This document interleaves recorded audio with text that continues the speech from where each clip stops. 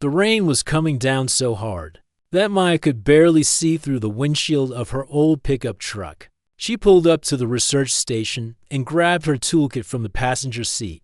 The storm had knocked out power to half the county, and her small renewable energy lab was no exception. Maya had been working on this project for 3 years now. She was trying to create a better way to store solar energy, something that could help small towns like hers become less dependent on the big power companies. It wasn't glamorous work, but it was important to her. Growing up in this rural area, she'd seen too many families struggle with high electricity bills. The research station was just a converted barn on the edge of town, filled with computers, solar panels, and battery prototypes. Maya had bought the property with her savings from her previous job at the city's power plant. Her friends thought she was crazy to give up a steady paycheck, but Maya believed in her work. As she approached the building, she noticed something strange, even though the power was out everywhere else. There was a faint blue glow coming from inside her lab.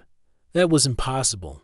Her backup generators had been destroyed in last month's storm, and she hadn't had the money to replace them. Yet Maya pushed open the heavy door and stepped inside. The blue light was stronger now, pulsing like a heartbeat. It seemed to be coming from her main computer terminal, which should have been completely dead. She walked closer, her boots echoing on the concrete floor. "That's not possible," she whispered to herself, staring at the screen. Not only was the computer running, but it was showing energy readings unlike anything she'd ever seen. The numbers were off the charts, registering electrical activity that was 10 times higher than anything her equipment should be able to detect. Maya had a degree in electrical engineering from the State University, and she'd worked with power systems for 8 years. She knew electricity like other people knew their favorite songs. But this was different. The energy patterns on her screen looked almost alive, moving in waves that seemed to have their own rhythm. She was so focused on the readings that she almost didn't notice the figure standing in the corner of the lab. When she finally looked up, her heart nearly stopped. A woman was standing there, perfectly still, watching her with eyes that seemed to catch the blue light and hold it. "Who are you?" Maya asked, her voice shakier than she wanted it to be. "How did you get in here?" The woman stepped forward, and Maya noticed she was about her own age, maybe a few years younger. She had long dark hair that seemed to move even. Though there was no wind in the building, her skin had an unusual quality to it, like it was lit from within by some soft light. "I'm sorry," the woman said, her voice carrying a slight accent that Maya couldn't place. "I didn't mean to startle you. I was caught in the storm and saw the light from your building. I needed somewhere to wait it out." Maya looked toward the door, which she was certain had been locked. "How did you get inside?" The woman, who introduced herself as Luna, seemed uncomfortable with the question. "The door was open," she said, but something in her tone suggested that wasn't the whole truth. As Luna spoke, Maya noticed that the electrical readings on her computer screen were getting stronger. The blue light was pulsing faster now, almost like it was responding to Luna's presence. Maya had never seen anything like it. "What's your name?" Luna asked, moving closer to where Maya was standing near the computer terminal. "Maya," she replied, still trying to figure out what was happening with her equipment. "I run this research station. I'm working on renewable energy storage systems." Luna's eyes lit up with what seemed like genuine interest. "That's fascinating work. Energy storage is one of the biggest challenges in sustainable power generation." Maya was surprised by how much Luna seemed to know about her field. Most people's eyes glazed over when she started talking about batteries and electrical systems.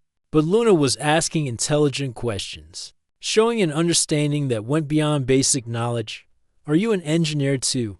Maya asked. "Something like that," Luna said with a mysterious smile. "I work with energy systems, but my approach is probably different from yours." As they talked, Maya found herself drawn to Luna in a way she couldn't explain.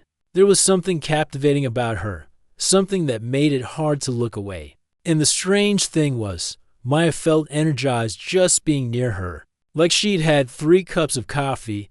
"Your equipment is very impressive," Luna said, walking around the lab and examining the solar panels and battery prototypes. You're trying to create a storage system that can handle variable input loads while maintaining a stable output. Maya nodded, amazed that Luna understood the technical challenges she was facing. Exactly. The problem is that traditional batteries can't handle the kind of energy fluctuations you get from renewable sources. I'm trying to develop something that can adapt to different energy signatures. Energy signatures, Luna repeated, and something in her voice made Maya look at her more carefully. That's an interesting way to put it. Most people think of electricity as just electricity, but you understand that different sources have different qualities. There was something about the way Luna said the word qualities that made Maya's skin tingle. She reached out to adjust a setting on her computer, and her hand accidentally brushed against Luna's arm. The moment their skin touched, Maya felt a jolt of electricity run through her body. But it wasn't painful. It was the opposite. It was like every nerve ending in her body suddenly came alive.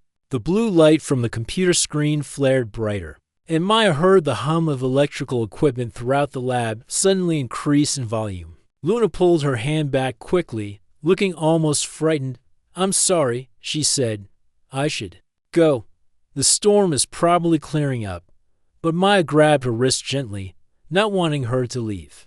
The moment she did, the electrical sensation returned, stronger this time. The lights in the lab flickered, and Maya's computer screen showed energy readings that were completely impossible. "Wait," Maya said, staring at the screen. "What just happened?"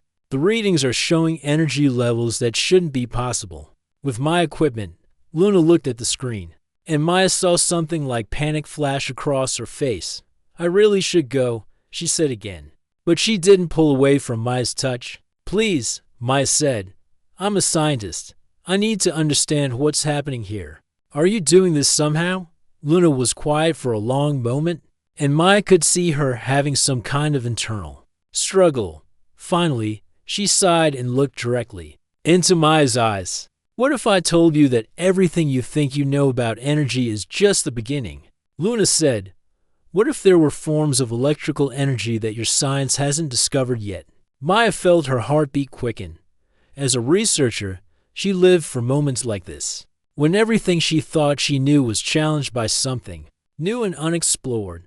"I'd say show me," Maya replied without hesitation. Luna smiled, and for the first time since she'd appeared in the lab, she looked relaxed. "You're not like most people, are you, Maya?" "What do you mean? Most people would be running away by now. But you're curious. You want to understand." Maya nodded. "It's what I do. I see something I don't understand, and I have to figure out how it works." The storm outside was getting worse, the thunder so loud it shook the building.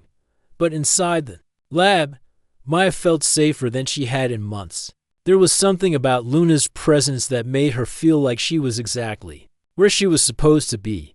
"I can't stay long," Luna said, finally relaxing her posture.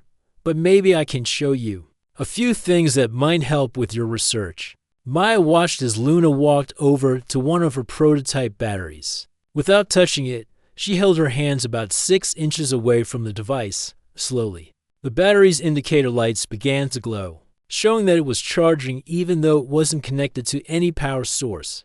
"How are you doing that?" Maya whispered, her scientific mind racing to understand what she was seeing. "It's complicated," Luna said, and Maya could hear the understatement in her voice. "Let's just say that I have a different relationship with electrical energy than most people." Maya stood there, watching Luna demonstrate abilities that challenged everything she thought she knew about physics and electrical engineering. Part of her wondered if she was dreaming. But the readings on her equipment were too detailed, too consistent to be a dream. "Where are you from?" Maya asked, though she suspected the answer would be more complex than she was ready for. Luna paused in her demonstration and looked at Maya with an expression that was both sad and hopeful. "Somewhere far away," she said. "Somewhere very different from here." The way she said it made Maya realize that Luna might be talking about more than just geography. But before she could ask more questions, Luna was moving toward the door. "The storm is clearing," Luna said. though Maya could still hear rain pounding on the roof. I need to go. Will I see you again? Maya asked, surprised by how much she wanted the answer to be yes. Luna paused at the door and looked back at her. I hope so, she said. But Maya, what happened here tonight? What you saw? You need to be careful who you tell about it. Why? Because there are people who wouldn't understand. People who might try to use this knowledge in ways that could hurt. A lot of people. Maya nodded, understanding that Luna was trusting her WI. Maya couldn't sleep that night every time she closed her eyes. She saw Luna's face and felt that incredible electric sensation all over again. She kept thinking about the energy readings, the way Luna had charged her battery without touching it, and those eyes that seemed to hold light from another world. By morning, Maya was back at her lab, staring at her computer screen. The energy readings from the night before were still there, saved in her system like proof that it had all really happened. She printed out the data and spread it across her desk, trying to make sense of what she was seeing. The energy patterns were unlike anything in her textbooks. They moved in waves that seemed almost organic, like they were alive. Maya had studied electrical engineering for years, but this was completely new territory. She felt like she was looking at the first evidence of a whole new type of energy. Maya spent the next few days researching everything she could find about unusual electrical phenomena. She searched through scientific journals, government databases, and even some of the stranger corners of the internet. What she found made her heart race with excitement and fear. There were reports from all over the world. A power plant in Norway had recorded similar energy spikes just before they invented a new type of super-efficient turbine.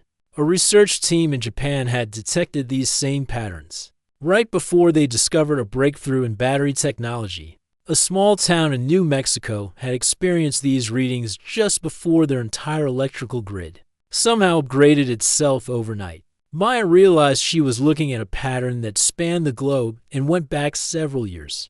Wherever these energy signatures appeared, technological advances followed. It was as if someone or something was helping humanity develop better technology, but doing it so quietly that no one had noticed the connection until now.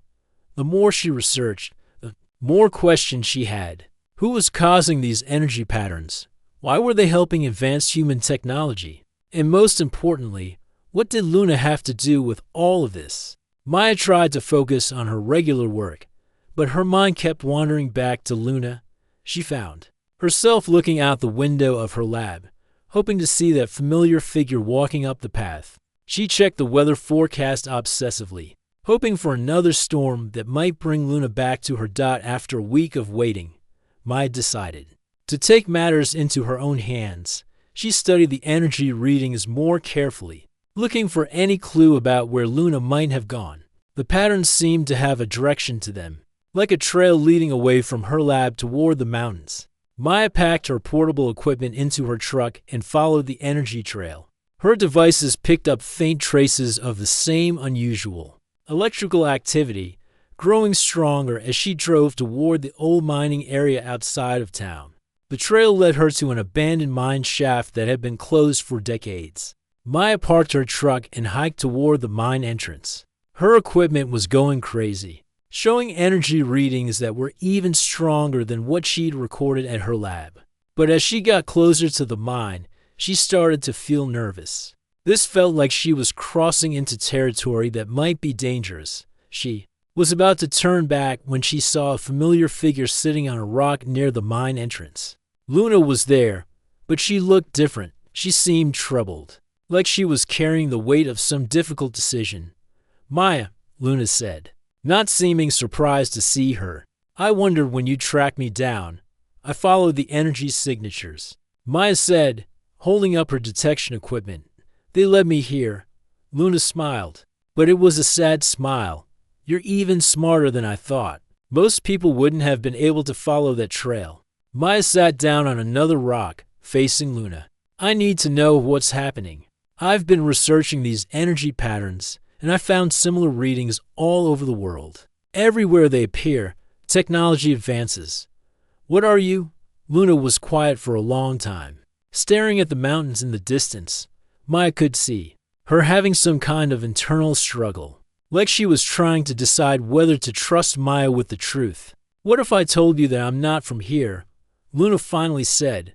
"Not from this town. Not from this country. Not even from this world." Maya felt her heart skip a beat. Part of her had suspected something like this, but hearing it said out loud was different. "You're saying you're from another planet? A place very far from here," Luna said. "My people sent me to study your world, to learn about human technology, and see if your species is ready for contact with other civilizations." Maya stared at Luna, trying to process what she was hearing. "Are there others like you here?" "Yes, but we're very careful. We don't usually make contact with individuals. We're supposed to observe and report back, nothing more." "But you made contact with me," Maya said. Luna turned to look at her, and Maya saw something in her eyes that made her breath catch. "That wasn't supposed to happen. I was supposed to observe your energy research from a distance, but the storm forced me to take shelter, and then I met you.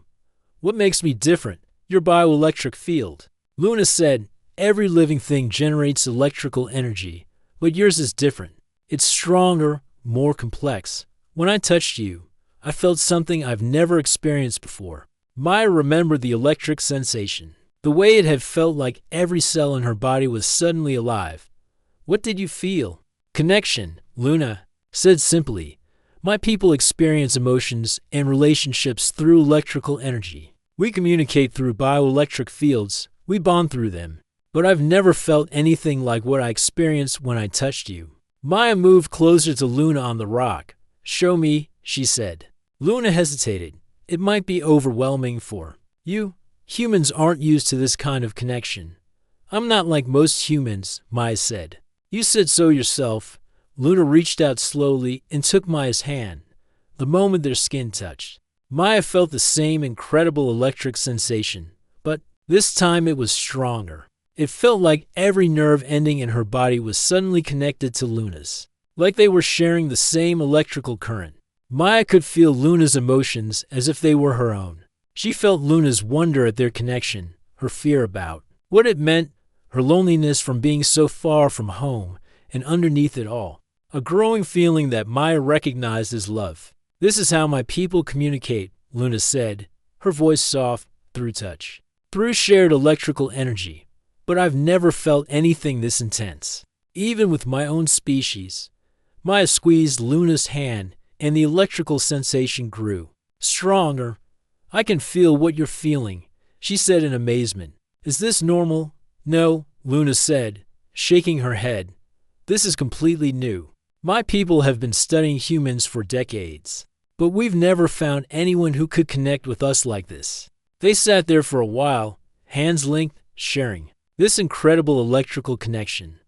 Maya felt like she was discovering a completely new sense, like she'd been blind her whole life and was suddenly seeing color for the first time. "Why are you here?" Maya asked. "I mean, why are your people studying us?" Luna's expression grew serious. "Because we're trying to decide whether humans are ready to know about other intelligent species. We want to help your people advance, but we have to be careful. If we reveal ourselves too early, it could cause panic or be used for harmful purposes." "Is that why you've been helping with the technology advances?" "Yes. We've been quietly sharing knowledge, hoping to help humanity develop cleaner energy and better technology. But we do it very carefully, making it look like natural discoveries." Maya thought about all the research she'd seen, all the technological advances that had followed the energy signatures. "How long have you been doing this?" "For about 50 years. We've been slowly preparing humanity for eventual contact." "And what happens now?" Maya asked. "What happens with us?" Luna looked at their joined hands, and Maya felt her uncertainty through their connection. "I don't know. This wasn't supposed to happen. I was supposed to complete my observations and return to my people without making personal connections." "But you did make a connection," Maya said. "With me." "Yes," Luna said. And Maya felt the depth of that admission through their electrical link. "And I don't know what that means for either of us." Maya stood up, pulling Luna with her. "Then let's figure it out together. You said I'm different. Then I can connect with you in ways that other humans can't. Maybe that means something. Maybe this is exactly what was supposed to happen." Luna looked at her with hope and fear in her eyes. "My people won't understand. They'll think I've compromised the mission. Have you?" Luna smiled, and through their connection, Maya felt a spark of determination. Probably. But maybe some things are worth compromising for. As they walked back toward Maya's truck, Maya realized that her life had just changed completely. She was no longer just a researcher trying to develop better battery technology. She was now connected to someone from another world, someone who might hold the key to humanity's future. "What happens next?" Maya asked as they reached her truck. "I need to contact my people," Luna said. "I need to tell them about our connection, about what we've discovered. But Maya, this could be dangerous. Not everyone will be happy about what's happening between us." Maya looked at Luna, feeling the electrical connection between them like a warm current running through her body. "Then we'll face it together." Luna squeezed her hand. And May. Over the next few weeks, Maya and Luna spent almost every day together. They would meet at Maya's lab in the evenings, when the chances of being interrupted were low. Maya had never been happier in her life. Having Luna there made everything better, even the long hours of research and testing. Luna helped Maya understand her equipment in ways she had never imagined. With Luna's knowledge of energy systems, Maya's research advanced faster than she had ever dreamed possible. Her battery prototypes were now storing 3 times more energy than before, and her solar panels were operating at efficiency levels that should have been impossible. "Your people's understanding of energy is amazing," Maya said one evening as they worked together on a new battery design. "You've helped me solve problems that I've been struggling with for years." Luna smiled as she watched Maya make adjustments to the equipment. "Your people are more capable than you realize. We're not giving you anything you couldn't eventually discover on your own. We're just helping you find the path a little faster." Maya paused in her work and looked at Luna. "But this connection we have, this electric feeling when we touch, that's not normal even for your people, is it?" "No," Luna said, moving closer to Maya. "What we have is completely unique. I've been trying to understand it myself." Maya reached out and took Luna's hand. The moment their skin touched, she felt that wonderful electric sensation flow through her body. But now, after weeks of experiencing it, Maya was starting to understand what was happening. It wasn't just a physical sensation. She could feel Luna's emotions, her thoughts, even some of her memories. "I can feel what you're feeling," Maya said softly. "Right now, you're happy but also worried about something." Luna nodded, squeezing Maya's hand. "You're getting stronger at reading the connection. That shouldn't be possible for a human. What are you worried about?" Luna sighed and looked toward the window. "I should have contacted my people by now. I should have reported about our connection, about what we've discovered. But I keep putting it off. Why? Because I'm afraid of what they'll say. Some of my people believe that emotional connections with other species are dangerous. They think it could compromise our objectivity, our mission." Maya felt a chill run through her that had nothing to do with their electrical connection. "What would they do if they found out about us? I don't know. That's what scares me. This has never happened before." Maya moved closer to Luna, and their electrical connection grew stronger. "Maybe it's time to find out. You can't avoid them forever." Luna looked at her with surprise. "You want me to tell them about us? I want you to do what feels right to you. But Luna, if what we have is as special as you say it is, maybe your people need to know. Maybe this is exactly what they've been looking for." "What do you mean?" Maya stood up and began pacing around the lab, her mind racing with possibilities. "Think about it. Your people have been studying humans for 50 years, trying to decide if we're ready for contact. But they've been doing it from a distance, observing without really connecting. What if the key to understanding humans isn't observation, but connection?" Luna watched Maya pace, and through their link, Maya could feel her excitement growing. "You think our connection could be proof that humans are ready for contact? I think our connection proves that humans and your people can understand each other in ways that go beyond words. If I can feel your emotions, your thoughts, your memories, then maybe the barrier between our species isn't as big as everyone thinks. Luna was quiet for a moment, and Maya could feel her thinking through the implications. You're suggesting that I use our relationship as evidence, that contact between our species is possible. I'm suggesting that maybe this is why we found each other. Maybe it wasn't an accident. Before Luna could respond, Maya's computer started beeping urgently. The energy detection equipment was showing readings that were off the charts, much stronger than anything they had recorded before. What's happening? Maya asked. Rushing to her computer, Luna looked at the readings, and Maya felt a wave of fear wash over her through their connection. They're here, Luna whispered. Who's here? My people. They've come looking for me. Maya looked out the window and saw lights in the sky that definitely weren't stars or airplanes. They were moving in patterns that seemed purposeful, intelligent, as she watched. The lights began to descend toward the ground. What do we do? Maya asked. Luna took her hand, and Maya felt strength flow through their connection. We face this together. But Maya, you need to understand something. Some of my people might not be happy about what they find here. They might see you as a threat. Threat to what? To our mission, to our people's safety. Some of them believe that emotional connections with other species make us vulnerable. Maya felt her heart racing, but she also felt determined. Then we'll have to prove them wrong.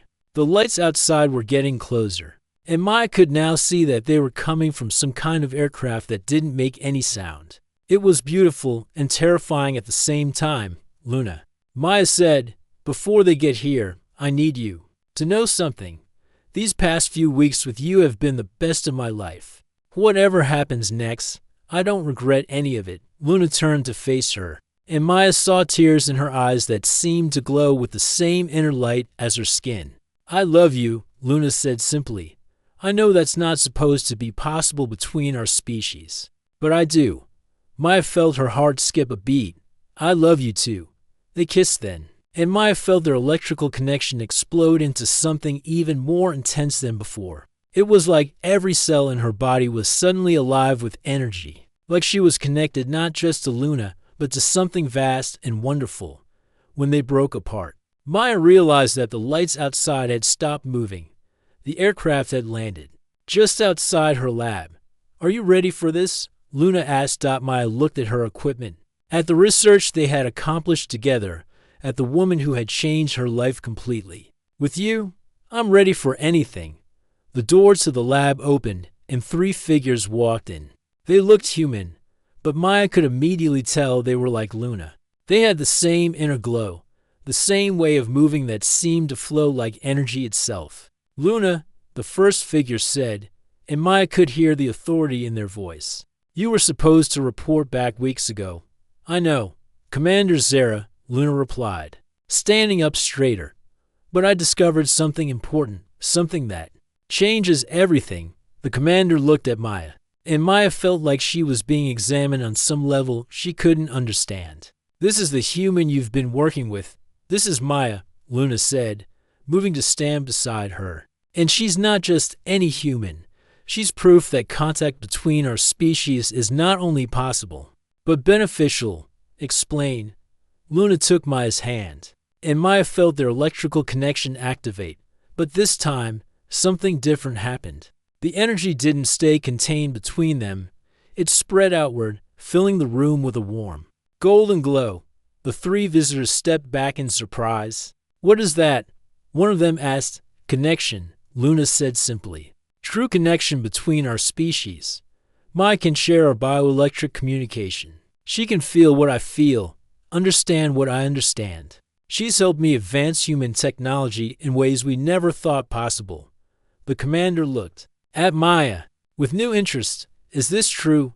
You can feel our energy?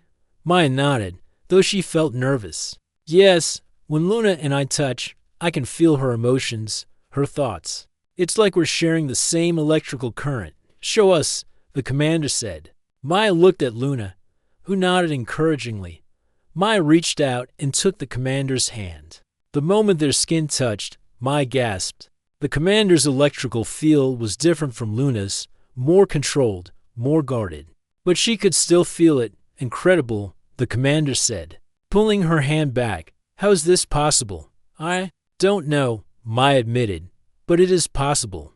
And if it's possible with me, it might be possible with other humans. The commander looked at Luna, then back at Maya. You're suggesting that this connection could be the key to successful contact between our species? I'm suggesting that maybe. Luna found exactly what you've been looking for, Maya said, a way to truly understand each other. The room was quiet for a long moment.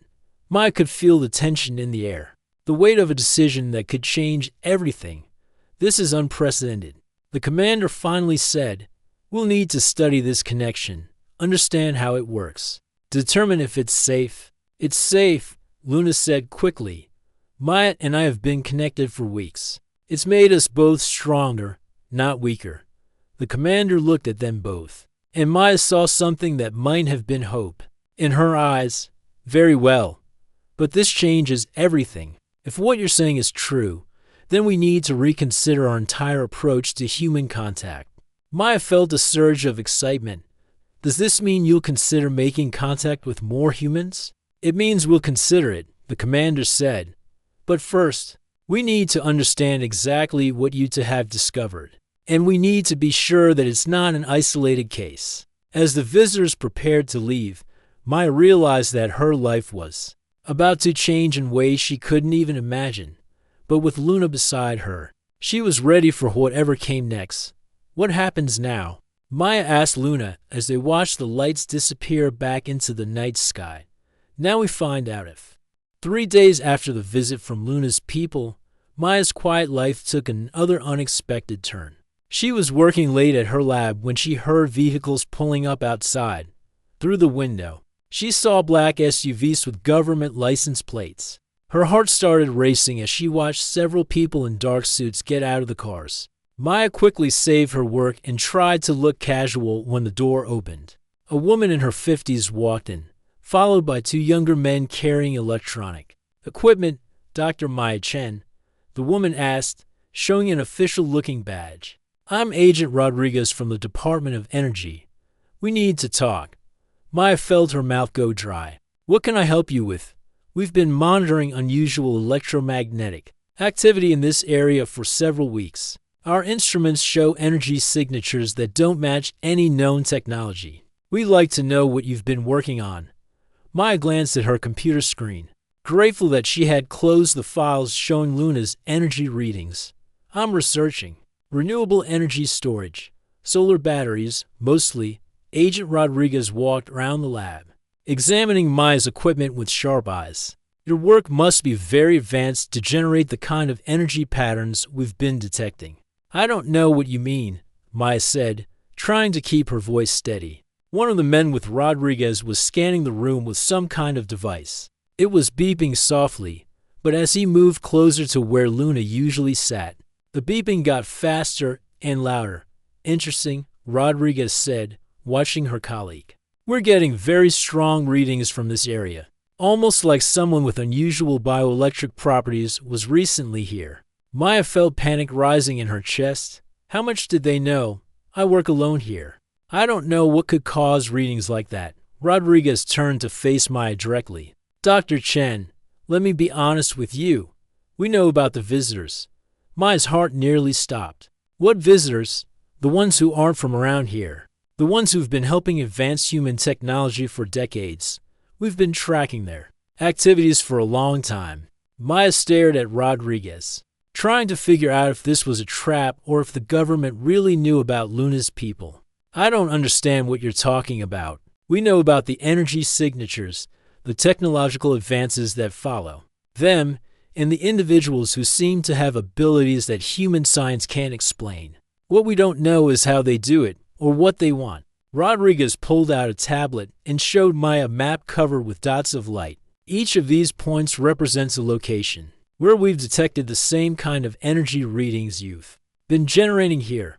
Tokyo, Berlin, Sao Paulo, Mumbai, all over the world, the same pattern. Maya looked at the map and realized she was seeing a global network of contact points between Luna's people and humans. It was much bigger than she had imagined. We want to understand this technology. Rodriguez continued, and we're prepared to offer you a partnership. Work with us. Help us understand these energy patterns, and you'll have unlimited funding for your research. Maya felt torn. On one hand, unlimited funding would allow her to do research she had only dreamed of. On the other hand, she knew that cooperating with the government could put Luna and her people in danger. What exactly are you asking me to do? Help us make contact. We know these visitors are here, but they've been avoiding direct communication with official channels. We think they might be more willing to talk through someone they've already been working with. Maya realized that Rodriguez knew more than she was letting on. They somehow knew about Luna, or at least suspected Maya's connection to the extraterrestrial visitors. And if I refuse, Rodriguez's expression hardened slightly. Then we'll have to assume you're working against human interests, and that would be unfortunate. Before Maya could respond, the electronic equipment the agents were carrying started going crazy. Alarms were beeping, screens were flashing, and one of the devices actually started smoking. What's happening? Rodriguez demanded. Maya looked toward the door and saw Luna walking in, but she wasn't alone. Commander Zera was with her, along with two other figures Maya hadn't seen before. They all had that same inner glow that Luna possessed, but these newcomers looked more serious, more military. Maya, Luna said, her voice tense with worry. Are you all right? Agent Rodriguez spun round to face the new arrivals, her hand moving toward what Maya assumed was a weapon. Who are you? How did you get past our perimeter? Commander Zera stepped forward, and Maya could feel the energy radiating from her like heat from a fire. We are the people you've been looking for, Agent Rodriguez, and we need to talk. The tension in the room was so thick Maya could almost touch it. The government agents were reaching for their weapons, while Luna's people stood calmly but ready for anything. Wait, Maya said, stepping between the two groups. Everyone just calm down. She looked at Agent Rodriguez. You said you wanted to make contact. Well, here's your chance. Then she turned to Commander Zera. And you said you were trying to decide if humans are ready for contact. Here's a perfect test. Luna moved to stand beside Maya, taking her hand. The moment they touched, Maya felt their electrical connection activate, filling her with strength and confidence. These people are from the government, Maya explained. To Luna's group, they've been tracking the energy signatures from your people's activities. They know you're here. Commander Zera looked at Agent Rodriguez with calculating eyes. How long have you known? Officially, about 10 years, Rodriguez replied, slowly lowering her weapon. Unofficially, we've had suspicions for much longer. And what do you want from us? To understand, to learn, to work together if possible.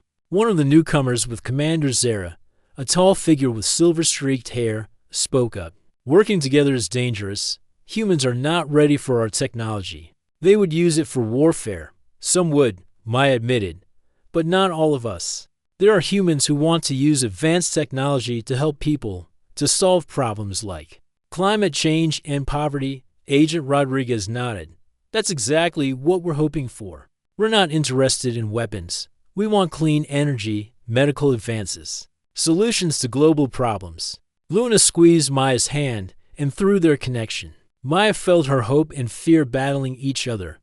Maya's right, Luna said. Not all humans are the same. Some are ready for this knowledge. The silver-haired visitor stepped closer to Maya. You are the human who has formed a connection with Luna. Yes, Maya said, lifting her chin defiantly. Show me. Maya looked at Luna, who nodded. Together, they activated their electrical connection, letting the energy flow between them and outward into the room. The golden glow filled the space, and Maya felt everyone present react to it with surprise and wonder. Extraordinary, the visitor said. How do you control it? We don't control it, Maya said. We share it. It's not about power or dominance. It's about understanding, communication, connection. Agent Rodriguez was staring at the energy display with wide eyes. Is this how your people communicate, among other things? Commander Zera said. But what Maya and Luna have achieved is beyond normal communication. They have formed a true bond between species. The silver-haired visitor studied Maya carefully. If this is possible with one human, it might be possible with others. That's what we're hoping to find out, Luna said. Agent Rodriguez stepped forward. Carefully, would you be willing to work with us? To help us understand this technology and find other humans who might be compatible. Commander Zero looked at her team, then at Luna and Maya. This is a significant decision. It would mean revealing ourselves to your government, sharing some of our knowledge, trusting humans with information that could be dangerous in the wrong hands. But it could also mean the beginning of a new era, Maya said, a time when our species worked together instead of being suspicious of each other. The room was quiet for a long moment. Maya could feel the weight of history hanging in the air. This moment could change everything for both species. There would have to be conditions. The silver-haired visitor said finally, careful protocols, limited sharing of technology, strict oversight of how the knowledge is used. Agent Rodriguez nodded eagerly. We're prepared to work within whatever framework you establish. Commander Zero looked at Luna and Maya. And you two would be willing to serve as liaisons? To help facilitate communication between our species? Maya felt Luna's excitement through their connection. This was what they had hoped for. A chance to build bridges between their worlds, yes? They said together. Then let us begin, Commander. Zara said, but slowly, carefully, and with the understanding that this partnership depends on trust being maintained on both sides. As the two groups began to discuss the details of their unprecedented cooperation, Maya realized that her quiet life as a researcher was truly over. She was about to become one of the first humans to officially work with an extraterrestrial species. But looking at Luna, feeling their electrical connection humming between them, Maya knew she was exactly where she was supposed to be. Love had led them to this moment, and maybe love would be the key to making it work. 6 months later, Maya stood in front of a building that didn't exist on any public map. The new research facility had been built in record time, hidden in a valley between two mountains where satellites couldn't easily spot it. It was here that humans and Luna's people were working together for the first time in history. Maya's life had changed completely. She was no longer just a small-town researcher working alone in a converted barn.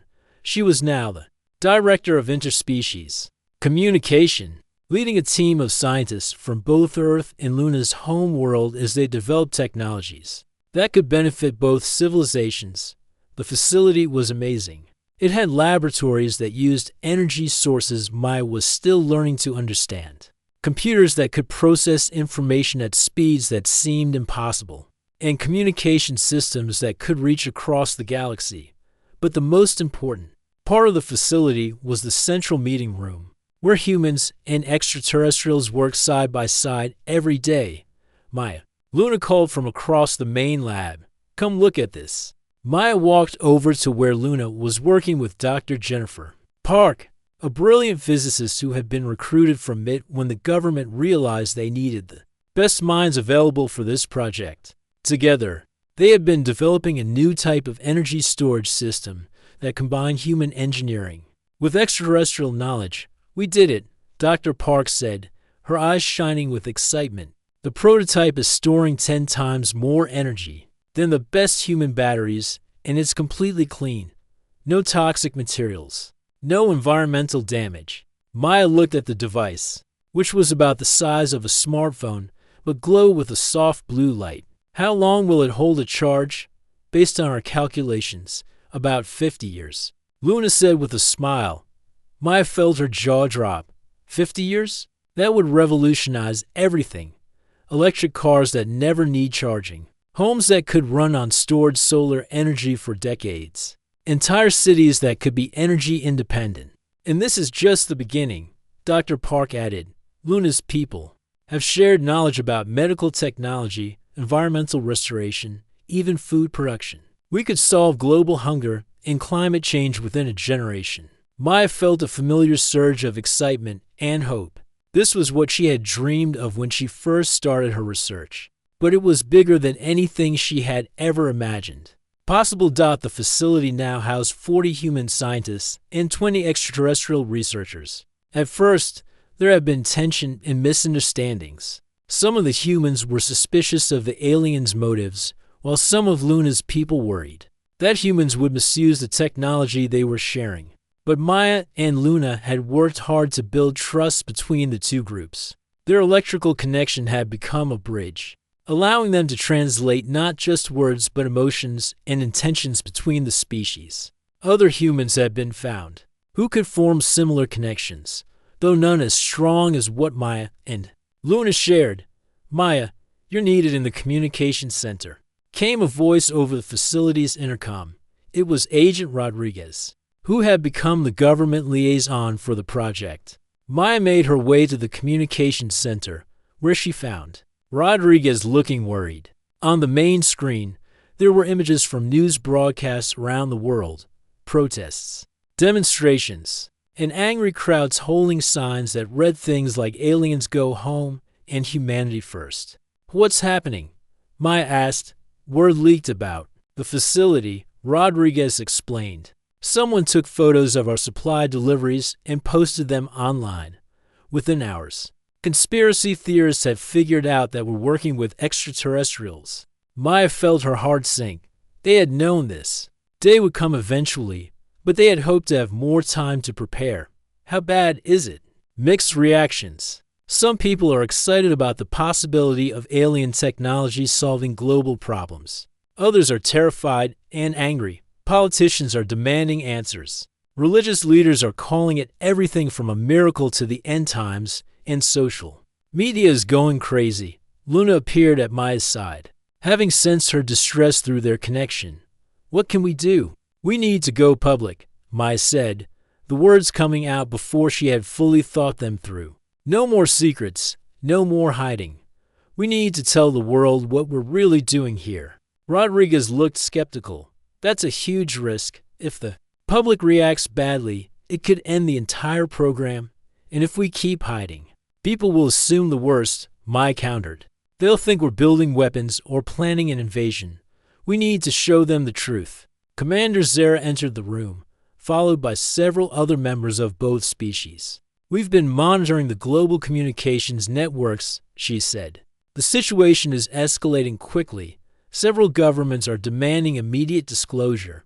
"Then, let's give them disclosure," Maya said. "Let's show the world what we've accomplished here." One of the human scientists, Dr. James Wright, shook his head. "It's too soon. We don't have enough results yet to prove that this partnership is beneficial." "We have the energy storage breakthrough," Maya said. "We have the water purification systems, the medical scanners, the atmospheric processors. We have proof that this partnership can solve real problems." Luna took her hand, and Maya felt strength flow through their connection. "I agree with Maya," Luna said. "My people believe that truth is always better than deception, even when the truth is difficult."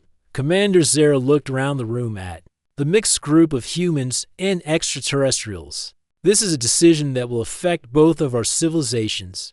We should vote." The discussion that followed was intense. Some argued for more time, others for immediate disclosure. Some worried about public panic, others about the dangers of continued secrecy. But in the end, the vote was unanimous. They would reveal themselves to the world. The next week was a whirlwind of preparation.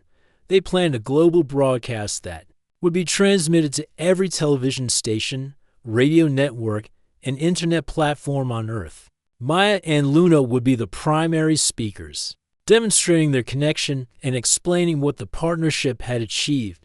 On the day of the broadcast, Maya stood in the facility's main laboratory surrounded by examples of the technology they had developed together. Her hands were shaking with nervousness, but Luna's presence beside her gave her strength. "Ready?" Luna asked, squeezing her hand. "Ready," Maya replied. The cameras went live, and Maya found herself looking out at what she knew was an audience of billions of people around the world. "Hello," she began.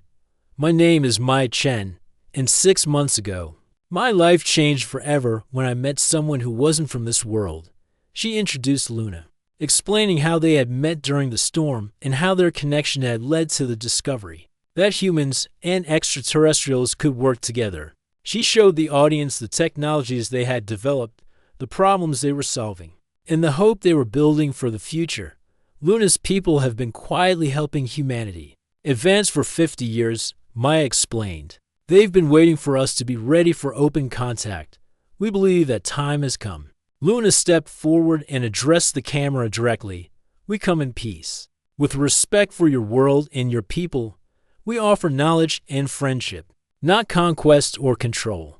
We hope to build a future where our species can learn from each other and grow together.